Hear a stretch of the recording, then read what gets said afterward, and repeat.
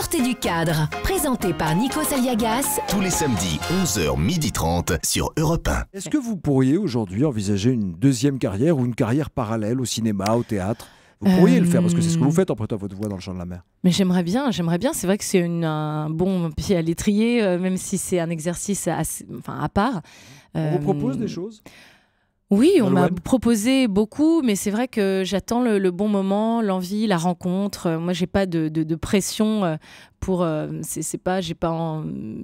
Enfin, moi, je suis chanteuse avant tout. Le jour où comme je dis souvent, le jour où je m'y mettrai, c'est lorsque il y aura le projet que j'attendais, la rencontre.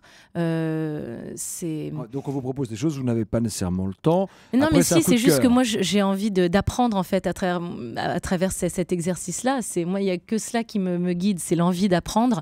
Et encore une fois, très modestement aussi, parce que c'est un métier que je ne connais pas, et même si parfois on est plus ou moins doué, il y a quand même. Je sors du conservatoire en musique, donc c'est vrai que j'ai aussi cette idée d'apprendre les bases en même temps, peut-être de commencer par le théâtre d'ailleurs, c'est quelque chose qui me plairait beaucoup, même si c'est certainement pas l'exercice le plus simple. Dans quelques mois ou dans un an ou deux, absolument. Une petite pièce prévue J'aimerais bien. J'aimerais bien, et donc il y a des petites choses qui se profilent, de belles rencontres aussi qui me donneraient l'envie de m'y mettre.